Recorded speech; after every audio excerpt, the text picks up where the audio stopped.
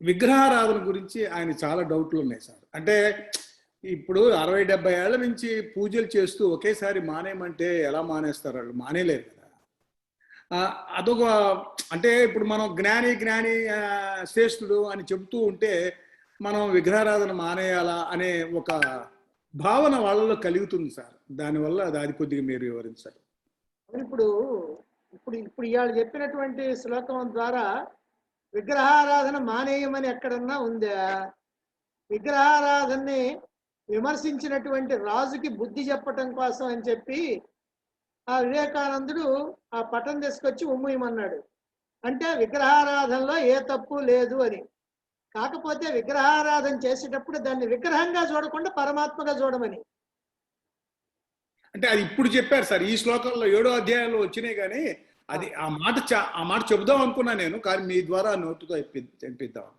విగ్రహారాధన అనేటువంటిది ఎందుకంటే సామాన్యమైనటువంటి మానవులకి ఎవరికైనా సరే ఎక్కడ రూపం లేనటువంటి పరమాత్మని ఎట్లా మనసులో ఎట్లా భావించాలనేది సమస్య.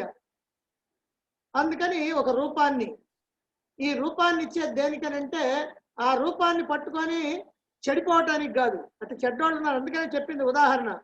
ఏం చేస్తున్నారు? మా దేవుడే గొప్ప, మా ఈ విష్ణువే గొప్ప, మా శివుడే గొప్ప. విష్ణువు అన్నాళ్ళకి శివుడు పనికిరాడు, శివుడు అన్నాళ్ళకి విష్ణువు పనికిరాడు. అంటే ఇలా ఇది చెడిపోవటం అనమాట.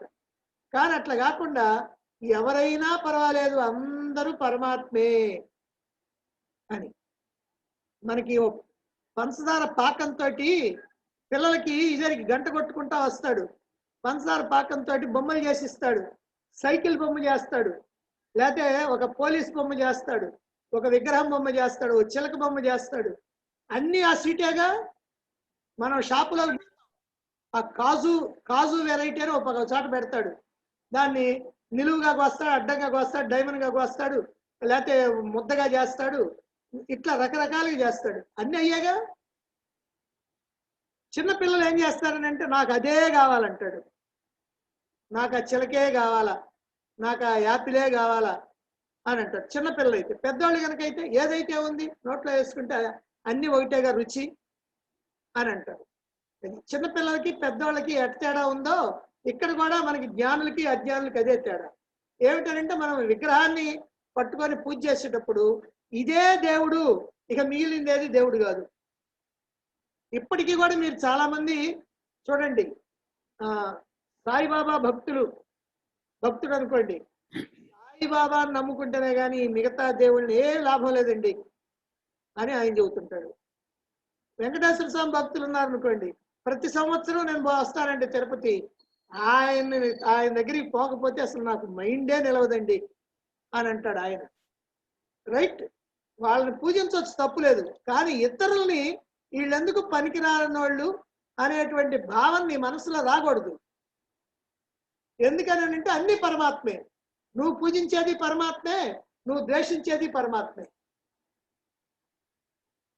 నువ్వు డైమండ్ షేపులో తిన్నది కాజుయే, నువ్వు ఆపిల్ షేపులో తిన్నది కాజుయే. కాబట్టి అన్ని పరమాత్మే. ఆ భావన ఉండాలి. విగ్రహారాధన చేయొచ్చు, అందరూ విగ్రహారాధన చేసేది, దాంట్లో ఏం అనుమానం లేదు. చేసినప్పటికీ కూడా అది భగవంతుడే అనేటువంటి భావన ఉండాలి. ఆ భావన ఉంటూనే మరి జ్ఞానైనటువంటి వాడికి దీంతో పని లేదు కదా అని అంటే అర్థం ఏంటనంటే, జ్ఞానైనటువంటి వాడు సర్వత్ర దేన్ని చూచినా సరే పరమాత్మ, అంతటా పరమాత్మే. ఓ పరమాత్మ ఈ రూపంలో ఉన్నావా అని చెప్పుకున్నాం. కాబట్టి అది కూడా ఏంది, ఏదో రూపాన్ని చుట్టమేగా. అంటే భగవంతుడి విగ్రహమే కాకుండా మనిషి, జంతువు, పక్షి, పంది, కుక్క, నక్క, పిల్లి, బల్లి అన్నీ కూడా పరమాత్మే అని చూడాలి జ్ఞాని అయినటువంటి వాడు. ఎందుకంటే ఆ జ్ఞానాన్ని నేర్చుకున్నాడు. నిజంగా ఇక్కడ ఏమి లేవు, అన్ని పరమాత్మ. రాత్రి నీకు కళ వచ్చింది, ఆ కళలో నువ్వు ఉన్నావు, నీ ఎదురుగా స్నేహితుడు ఉన్నాడు, చాలా మంది చుట్టాలు ఉన్నారు,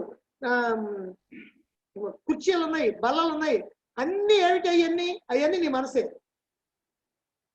రాత్రి నువ్వు ఏదైతే చూసావో కొన్ని 100 రకాలు చూసావు, ఆ 100 రకాలు కూడా నీ మనసేగా.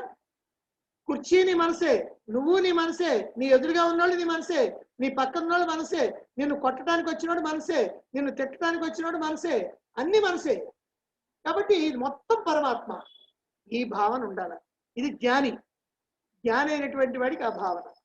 భక్తుడైనటువంటి వాడు ఆ ఏ దేవతనైతే ఆరాధిస్తున్నాడో ఆ దేవత పరమాత్మే అనే భావన ఉండాలి.